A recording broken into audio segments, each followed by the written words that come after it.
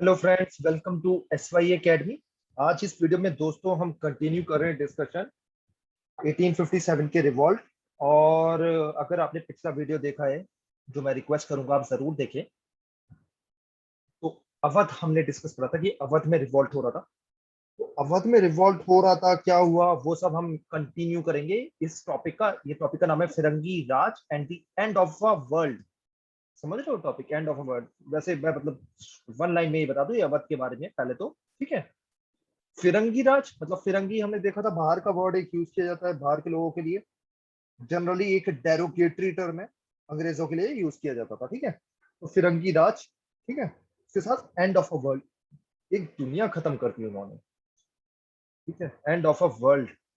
आप देखोगे कि एक काइंड ऑफ, क्या वर्ड यूज करें, कल्चर या सिविलाइजेशन या लोगों का जैसे एक रहने सहने का तरीका था वो खत्म हो जाएगा। तो थोड़ी सी सैड स्टोरी भी है, देखते हैं। A chain of grievances in Awadh linked prince, Talukdar, peasant, सिपाही। जरूरी है समझना कि ईस्ट इंडिया कंपनी की हरकतों की वजह से, जो उनकी डिफरेंट डिफरेंट हरकतें थी, जैसे लैंड रेवेन्यू बढ़ा देना, उसके बाद कोर्ट की लाइफ खत्म कर देना, उसके बाद सिपाहीज को एक डिस्क्रिमिनेटरी तरीके से ट्रीट करना, तालुकदार को जमीन छीन लेना, उन सब तरीकों की वजह से प्रिंस, पीजेंट, सिपाही, तालुकदार सब लोग परेशान थे। और ये परेशानी अवध में सबसे ज्यादा थी। हमने लास्ट लेक्चर में समझा था ऐसा क्या था, क्यों था। ठीक है, वो लेक्चर आप जरूर देखें। उसमें मैं ज्यादा नहीं जा रहा, और बस मैं ये आपको याद दिलाना चाह रहा हूँ कि 1856 में मिस गवर्नेंस के रीजन की वजह से जो रूल था, नवाब वाजिद अली शाह जो नवाब थे अवध के, उनका रूल खत्म कर दिया गया और अंग्रेजों ने पूरी तरीके से अवध को एनेक्स कर लिया, कब्जा कर लिया। ठीक है। अब ये पूरा कब्जा होने से क्या क्या हुआ आप देखेंगे।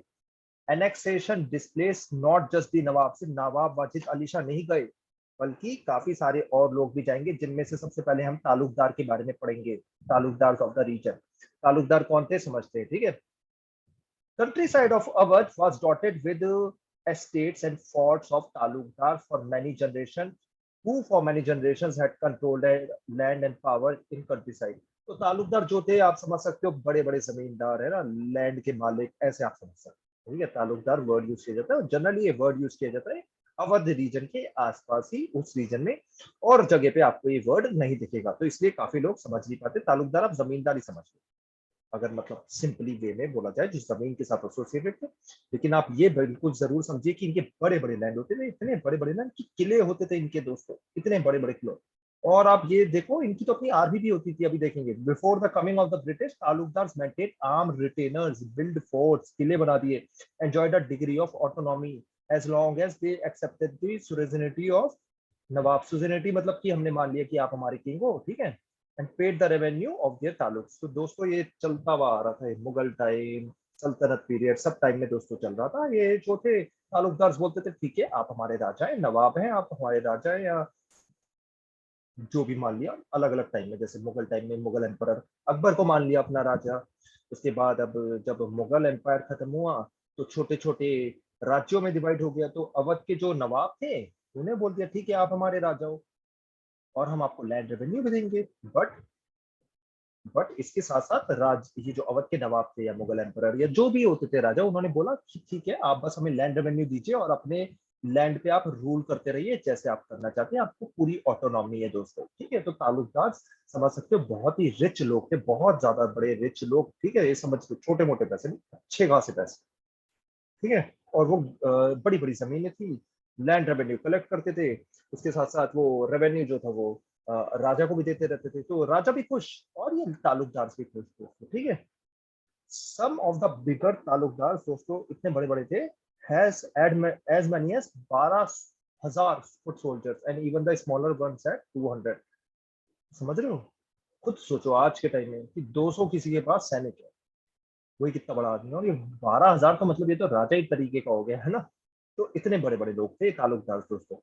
ब्रिटिश जो थे, ब्रिटिश देखिए लॉ एंड ऑर्डर, ब्रिटिश की भी पर्सपेक्टिव समझिए आप यहाँ पे। ठीक है, ब्रिटिश लॉ एंड ऑर्डर वाले आदमी, वो मिडल मैन को हटा देने वाले आदमी। ठीक है, वो सोच थोड़ी चीजों को एफिशिएंट बनाने वाले, ऑप्टिमाइज करने वाले लोग, वो जब आए दोस्तों, उन्होंने बोले तालुकदार कर क्या रहे हैं यहाँ पे, भगाओ इन्हें।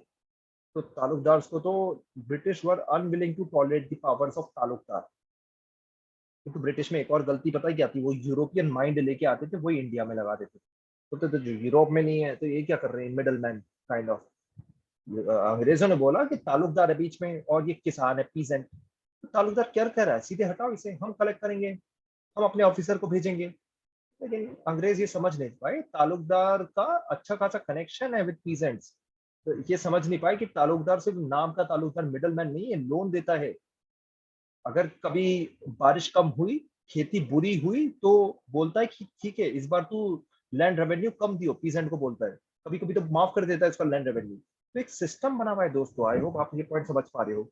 अंग्रेजों के आने से पहले एक सिस्टम बना हुआ था भारत में, जो भारत का अपने कल्चर के हिसाब से एक सिस्टम बना हुआ था। हर कंट्री का अलग अलग सिस्टम होता है ना, ये तो ना यूरोपियन का सिस्टम जो है वो सही है गलत है।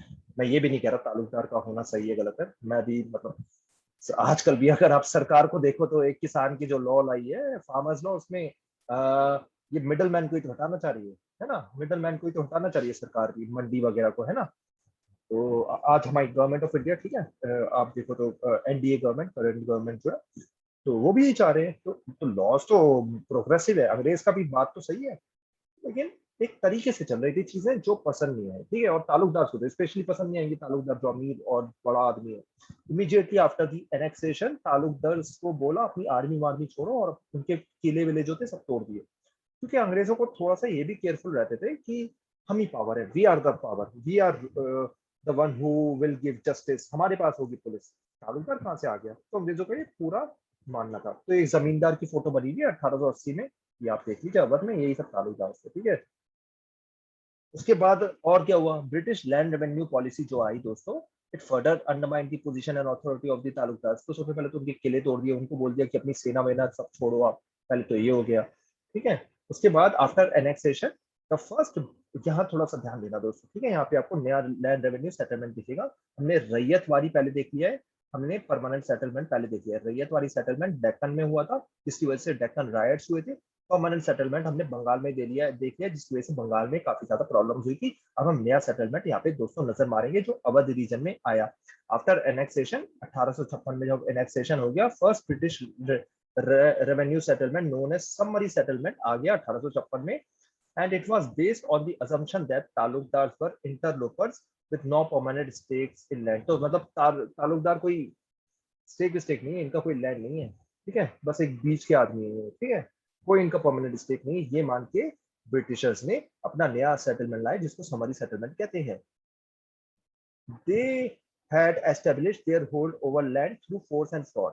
तो अंग्रेजों का कहना था कि जो तालुकदार है ना कुछ नहीं, इन्होंने लैंड पे कब्जा कर दिया यूजिंग फोर्स एंड फ्रॉड। जो काफी बार, जो मोस्ट ऑफ द टाइम सही बात है ना, इतना बड़ा लैंड किसके पास कैसे आ गया, खुद ही सोचो। ठीक है, आप बोलोगे यार किसी के पूर्वजों की जमीन है, लेकिन पूर्वज के पास कहाँ से आ गया पैसा। ठीक है, सोचने वाली बात है ना। आज भी अगर आप देखो जिनके पास बड़े बड़े लैंड है, बड़े बड़े लैंड कैसे आए हैं, असली बात ये होती है दोस्तों, थोड़ा सा फ्रॉड एंड फोर्स उन्होंने यूज की होती है, उनके पूर्वजों ने कभी ना कभी यूज की होती है। ऐसी बड़ा लैंड आता है, बता कैसे आ जाएगा, आप खुद ही सोचो। ठीक है, एनीवेज ये पॉइंट अंग्रेजों का सही था। ठीक है, the summary settlement proceeded to remove the talukdars wherever possible. ये summary settlement बोलता था तालुकदार को बिल्कुल साफ कर देंगे। And figure show that in pre British time Talukdar जो थे वो 67% of the total number of villages in Awadh. तो तालुकदार के पास 67% ऑफ द टोटल विलेजेस थे अवध में। बाय द समरी सेटलमेंट क्या हुआ, उनके पास सिर्फ 38% विलेजेस रह गए।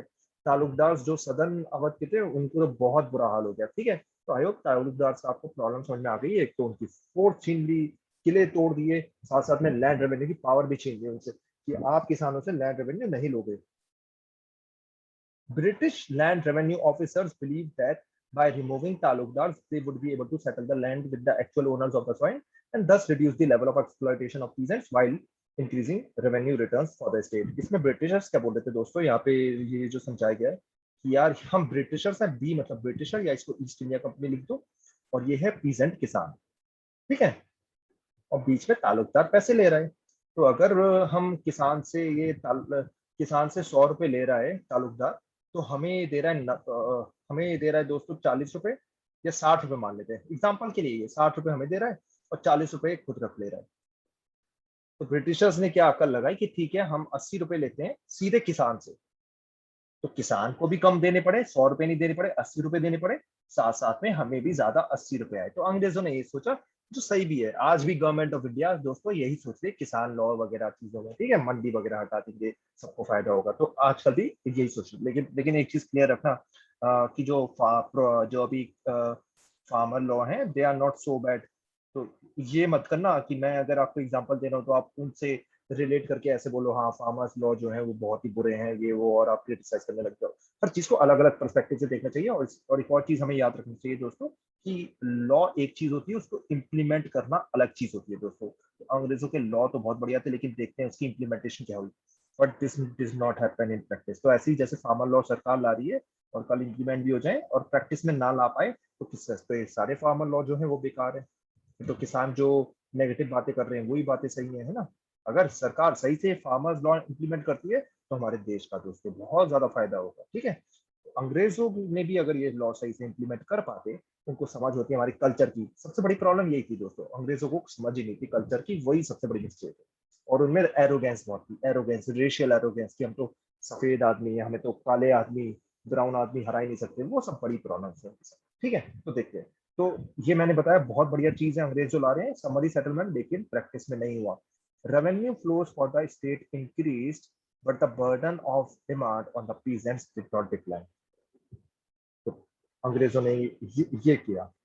मतलब क्या हुआ कि ये तो 80 हो गया, लेकिन ये 100 रहा, बल्कि बढ़ भी गया।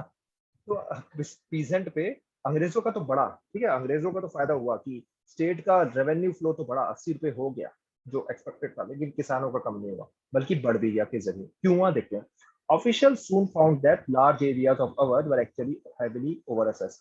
तो एसेस सही से नहीं करा अंग्रेजों ने। रेन की समझ नहीं, मानसून की समझ नहीं, समझ रहे हो दोस्तों, मानसून की समझ तो आज नहीं है हमारे मेट्रोलॉजिकल डिपार्टमेंट वगैरह को। देखो कैसे रेन कहीं होती है, तो आप सोचो 1857 में मानसून की क्या समझ होती है ना। तो मानसून की समझ नहीं, रेन कब हो रही है कब ज्यादा। अब इस बेसिस पे चलना चाहिए ना, कि मानसून अगर कम है, एल नीनो वगैरह चल रहा है, एल नीनो अगर आपको नहीं पता तो पढ़ लो, एल नीनो वगैरह है तो लैंड रेवेन्यू कम रखो, ऐसे मतलब होनी चाहिए थोड़ी पॉलिसीज, राइट। वो सब पॉलिसीज मिसिंग है। उसके बाद आप देखो, the increase of revenue demand in some places was from 30 to 70%।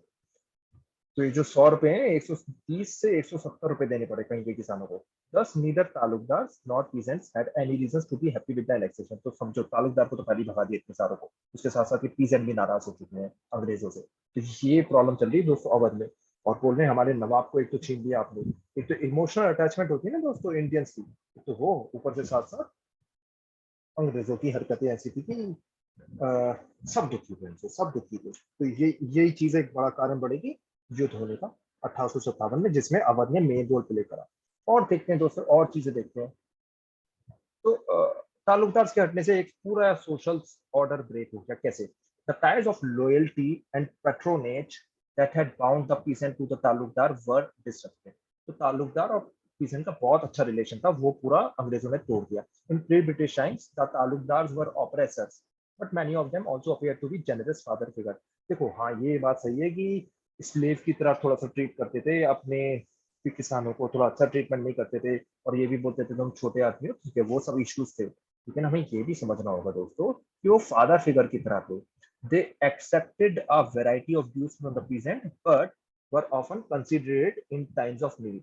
तो अगर किसानों को कभी पैसों की जरूरत पड़ती थी तो तालुकदार दे देता था कि जा भाई तू पैसे रख, अच्छे से रह, खुश रह, ठीक है। ये क्योंकि जनरेशन से रिलेशन थे, जनरेशन से रिलेशन थे, ठीक है। हाँ मान लिया तालुकदार बड़ा आदमी है, पीजेंट जो है वो छोटा आदमी है, मान लिया। लेकिन पीजेंट को कभी जरूरत पड़ती थी पैसे की, कभी कोई और नीड होती थी, बच्चों को कुछ बीमार हो गए उसमें हेल्प चाहिए, जो भी चीजें होती थी उन चीजों में ताल्लुकदार उनकी हेल्प करते थे। But now under the British the peasants were directly exposed to over assessment of revenue and inflexible methods of collection। अंग्रेज तो बोलते थे कि भाई ये महीने का एंड हो गया है, चल भाई लैंड रेवेन्यू निकाल, चल भाई लैंड रेवेन्यू निकाल। ऐसे थोड़ी ना चलता है ना। सेंसिटाइज नहीं हो गए, एम्पेथाइज नहीं हो गए, तो मतलब चीजें नहीं चलने वाली, एरोगेंस से चीजें नहीं चलती। In areas like Awadh where resistance during 1857 was intense and long lasting, fighting was carried out by taluqdars and their peasants. तो तालुकदार्स को लीडर्स की तरह आगे बढ़ाया और पीजेंट्स ने उनका बिल्कुल साथ दिया दोस्तों। Many of these taluqdars were loyal to nawab of Awadh, और उनकी जो बेगम थी बेगम हजरत महल, ये वाइफ थी नवाब की, इन्होंने बहुत बड़ा नाम प्ले करा। इनके बेटे कौन थे जिनका नाम हम पहले ही डिस्कस कर चुके हैं, ये आप कमेंट सेक्शन में लिखो, एग्जाम में आता है, कमेंट सेक्शन में लिखो इनके बेटे का नाम क्या है। बी से शुरू होता है, B. In Lucknow to fight the British and some even remain with her in a defeat. तो तालुकदार ने बेगम हजरत महल का बहुत साथ दिया। ये नाम याद रखना, लखनऊ में बहुत इंपॉर्टेंट रोल प्ले करा। ठीक है दोस्तों, तो ये हमें क्लियर हुआ, आगे बढ़ते हैं। आई होप पॉइंट्स आपको सारे क्लियर होंगे, कोई भी डाउट हो कमेंट सेक्शन में लिखो। The grievances of the peasants were carried over into the sepoy lines since a vast majority of the sepoys were recruited from the villages of Awadh। तो देखो, ये जो सोल्जर्स थे ये आते तो गांव से थे ना, आते तो गांव से थे, तो गांव में अगर प्रॉब्लम है पीजेंट्स को, तो ये कहानियां, ये चिट्ठियों की तरह सोल्जर्स के पास भी पहुंच रही थी दोस्तों। ठीक है, for decades the sepoys had complained of low levels of pay and the difficulty of getting leave. तो अच्छे से लीव नहीं मिल रही थी सेपॉयज को, वैसी प्रॉब्लम थी। उसके साथ साथ उन्हें दिखने लगा कि भाई अब तो अंग्रेज बड़े बदमाश हो गए, एक तो देखो हमें पैसे कम दे रहे हैं अंग्रेज, ठीक है, ऊपर से साथ साथ छुट्टी भी नहीं दे रहे हैं हमें, साथ साथ हमारे विलेज में भी लोगों को परेशान कर रहे हैं। और मैंने आपको समझा दिया है, जो काफी ज्यादा सोल्जर्स थे वो कहाँ से आते थे, अवध से आते थे।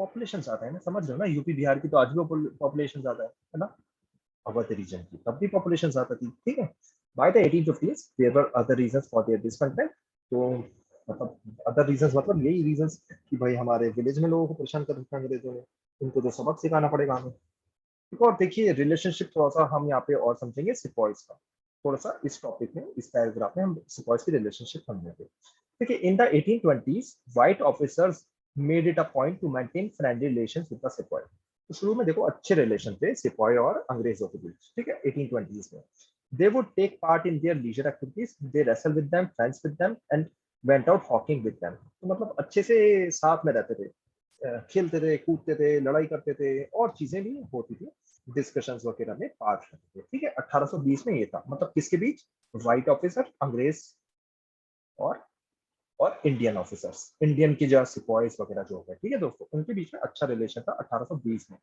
Many of them were fluent in Hindustani and were familiar with the custom and culture of the country. तो 1820 के ऑफिसर ऐसे थे जो इंडिया के कल्चर को समझते थे, समझदार थे, सेंसिटाइज थे। ठीक है, these officers were disciplinarian and father figure rolled into one. तो मतलब सेंसिबल ऑफिसर्स थे 1820 में दोस्तों। ठीक है, तो आप समझ सकते हो, अगर आपका बॉस आपके कल्चर को समझता है, आपको रिस्पेक्ट करता है, आपको तमीज से ट्रीट करता है, तो आप भी उनके लिए अच्छा काम करोगे। लेकिन आपका बॉस अगर आपको गलत तरीके से ट्रीट करेगा, जो 1840 से शुरू हुआ, तो चीजें बदल जाएंगी दोस्तों। ऑफिसर्स 1840 के बाद क्या हुआ, ये अंग्रेजों के ऑफिसर्स में सुपीरियरिटी आ गई। ठीक है, started treating the sepoys as their racial inferiors. वो बोलने लगे इंडियंस तुम छोटे हो, आपने मूवीज में देखा होगा ना, पिटाई विटाई करते हैं, तो भारतीय छोटा रेमेड से, riding roughshod over their sensibilities, abuse of physical violence बढ़ गए, और डिस्टेंस बिटवीन सिपॉइज और ऑफिसर्स बढ़ गया। तो देखो रैंक में तो मान लिया सिपॉय पहले भी छोटे थे, रैंक में सिपॉय भारतीय सोल्जर्स पहले छोटे थे अंग्रेजों से, लेकिन एक अच्छी सा ट्रीटमेंट मिलता था, रिस्पेक्ट मिलती थी। ठीक है, रिस्पेक्ट चाहिए होती है ना, आप एज ए स्टूडेंट आप पढ़ रहे हो है ना, अपने टीचर से रिस्पेक्ट एक्सपेक्ट करोगे, भले ही आपका टीचर आपसे बड़ा है, भले ही आपका टीचर जो ज्यादा नॉलेज है, लेकिन आप रिस्पेक्ट एक्सपेक्ट करते हो है ना, रिस्पेक्ट नहीं मिलेगी तो आपको गुस्सा आ जाएगा, right. Trust was replaced by suspicion, तो दोनों के बीच में सस्पिशन हो गया। The episode of the grease cartridges was a classical example of this. तो देखो ग्रीस कार्ट्रिजेस में सच में सुअर और गाय की एक गोश्त था या नहीं ये तो पता नहीं, लेकिन अगर ये 1820 में होता, तो जब अंग्रेजों ने बोला था कि भाई हमने नहीं मिलाया, अंग्रेजों ने क्लैरिफाई करा था दोस्तों, हमने पहले भी देख चुके हैं, वाला टॉपिक है ना, अंग्रेजों ने पूरी कोशिश करी समझाने की भारतीय सोल्जर्स को कि हमने नहीं मिलाया है पिग और काऊ का मांस, लेकिन भारतीय सोल्जर्स ने माना नहीं। लेकिन 1820 में अगर बोला होता तो मान जाते, क्योंकि एक ट्रस्ट था दोनों में। अब ट्रस्ट चला जा चुका है, चला गया है। ठीक है, 1856 में ट्रस्ट पूरा चला गया है। उसके साथ साथ देखिए दोस्त, एक चीज और देखिए, large majority of the sepoys of the Bengal army were recruited from the villages of Awadh and eastern UP. समझने की कोशिश करो कि मंगल पांडे जो बंगाल की साइड में थे, बैरकपुर में थे ना शायद, या कहाँ थे, या चेक करके मुझे भी कमेंट सेक्शन में बताओ, मंगल पांडे की इन्फेंट्री, क्योंकि पता होना चाहिए, शायद 44th इन्फेंट्री की या क्या थी, केबीसी में भी पूछा गया था। तो मंगल पांडे, आई होप मंगल पांडे के बारे में आपको पता होगा, जो फर्स्ट सोल्जर थे जिनको फांसी वगैरह चढ़ाई गई थी। ठीक है, ये कहाँ के सिपाही थे, ये आप कमेंट सेक्शन में लिखिए। ठीक है, ये पता करके, मेरे को भी अभी याद नहीं आ रहा एग्जैक्टली। तो यहाँ पे मैं ये समझाना चाह रहा हूँ, ये इंपॉर्टेंट चीज है कि बंगाल में भी, बंगाल की आर्मी में बहुत सारे वो हुए थे। मतलब मेरठ में होने से पहले, मेरठ के सिपाही ने, तो हमने पहले ही पढ़ लिया कि मेरठ के सिपाही ने मई के महीने में अंग्रेजों के खिलाफ बगावत कर दी, लेकिन बंगाल आर्मी भी पहले ही बगावत कर चुकी थी और ये न्यूज मेरठ या पूरे इंडिया पहुंच चुकी थी। Many of them were Brahmins or from the upper caste.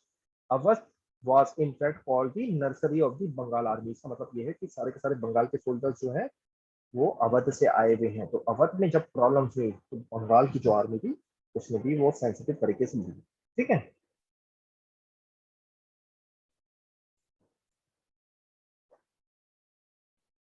the changes that the family of the sepoys saw around them and the threat they perceived were quickly transmitted to the sepoy lines। तो जो अवध में हो रहा था वो सीधे Bengal army को पास पहुंचा। In turn the fear of the sepoys about the new cartridge, their grievances about the leave, their grouse about the increasing misbehavior, racial abuse on the part of their white officers were communicated back to the villages। तो village और ये sepoy, इनके बीच में पूरा communication हो रहा है। Village वाले बोल रहे हैं सिपॉइस को कि देखो अंग्रेजों ने तालुकदार को भगा दिया, अंग्रेज हमसे लैंड रेवेन्यू छीन रहे हैं, हमारी जमीन पे कब्जा कर ले रहे हैं। साथ साथ सिपॉय विलेजर्स को बता रहे हैं भैया हमें लीव नहीं देते, छुट्टी नहीं देते, पैसा कम देते हैं, हमें गंदा ट्रीट करते हैं, छोटा मारते हैं, छोटा आदमी बोलते हैं हमें, हम इंडियंस के कल्चर की बुराई करते हैं कि तुम तो इंडिया वाले कैसे हो। तो ये आग फैल रही है, मन मन में आग बढ़ रही है। और इससे क्या होगा रिजल्ट, 1857 का रिवॉल्ट दोस्तों। ठीक है, this link between the sepoys and the rural world had important implications in the course of the uprising। When the sepoys defied their superior officers and took up arms, they were joined very swiftly by their Britain in the villages।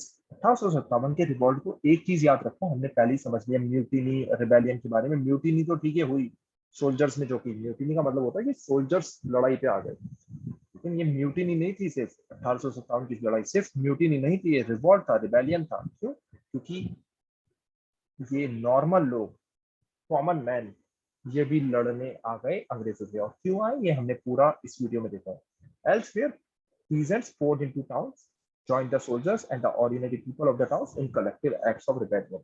Talukdar, नवाब के लोग, उसके बाद peasants, ordinary people, sepoy, सब आ गए अंग्रेजों के खिलाफ। ठीक है, सब आ गए।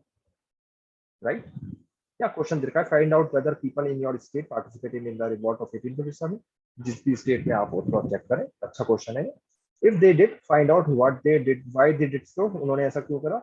And if they did not, try and explain this. ये वाला क्वेश्चन बड़ा टफ है, इसका आंसर अगर आप देखो तो आपको कॉन्सेप्ट काफी क्लियर हो जाएंगे कि काफी जगह के लोगों ने रिवॉल्ट करे क्यों नहीं। इसका आंसर बताइए भैया। ठीक है, इसका आंसर आप कमेंट सेक्शन में बताइए, बहुत अच्छा क्वेश्चन है। क्योंकि मैंने आपको पहले ही बता दिया 1857 का रिवॉल्ट सब जगह नहीं हुआ। ठीक है, अगर आप देखो लेस देन 50%, अराउंड 20-25% भारत में हुआ बस 1857 का रिवॉल्ट। दो मेरे पास कोई स्टैट नहीं है, लेकिन एक अंदाजतन बता रहा हूँ मैं, कोई स्टैट क्यों नहीं है क्योंकि ये बताना थोड़ा टफ है। Bengal सिपाहीज in European style uniform दोस्तों। ठीक है, इसके साथ साथ दोस्तों आपको एक और चीज पढ़नी है जो मैंने यहाँ पे पढ़ाई नहीं है, and it is very simple. ये देखो यहाँ पे, ये एक बंदे ने लिखी है, ये मैं बस आपको बता दे रहा हूँ। What Talukdar thought. The attitude of the Talukdars was thus expressed by Hanwant Singh, Raja of Kalakankar near Raebareli during the mutiny। Hanwant Singh had given shelter to British officer। तो ये हनवंत सिंह ने स्टोरी लिखी है। While taking leave of the officer, Hanwant Singh ने उनको बताया कि भैया आप आए, आप आए, हमने आपको अपना किंग वगैरह सब माना है ना, हमारे किंग को आपने भगा दिया, हमसे हमारी जमीन छीन ली।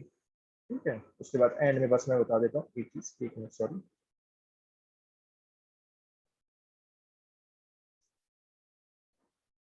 तो फिर यही स्टोरी बता रहे हैं, the people of the land rose against you, you came to me home you had डिस्पॉइल्ड।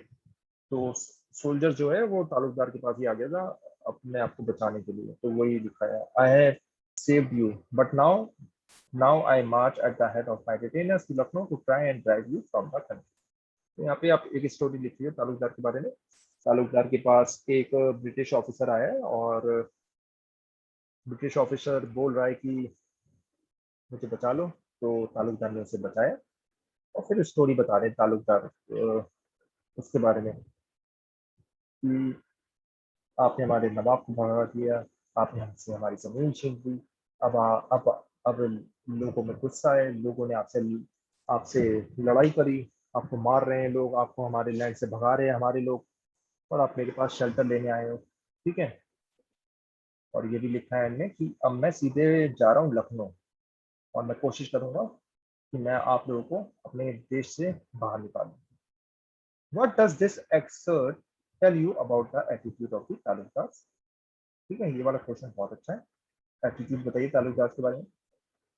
और याद रखिए तालुकदार के बड़े लोग, ठीक है, बाकी पीजेंट हो गए, सिपाही हो गए, ऑर्डिनरी लोग हो गए, तो कंपेरेटिवली छोटे लोग। छोटा और बड़ा कहने का मतलब है पैसे वाइज, ठीक है, मनी वाइज। तो तालुकदार ने बहुत पैसे दिए 1857 के रिवॉल्ट में। अगर आपसे कोई पूछे ना पैसा कहाँ से आया, तालुकदार ने बहुत पैसे दिए। Who did Hanuman Singh mean by the people of the land? People of the land मतलब लोग इंडिया के, भारत के। What reason does Hanuman Singh give for the anger of the people? तो एंगर ऑफ द पीपल का रीजन यहीं पे दिया और मैंने पूरे लेक्चर में भी डिस्कस किया। आई होप फ्रेंड्स आपको ये वीडियो पसंद आया। कोई भी डाउट हो आप कमेंट सेक्शन में लिख सकते हो और मैं उसका आंसर दे दूंगा। और आप चाहते हो किसी और टॉपिक पे भी वीडियोस बने, कोई और टॉपिक भी कवर किया जाए, please mention that topic in comment section. Thank you and take care.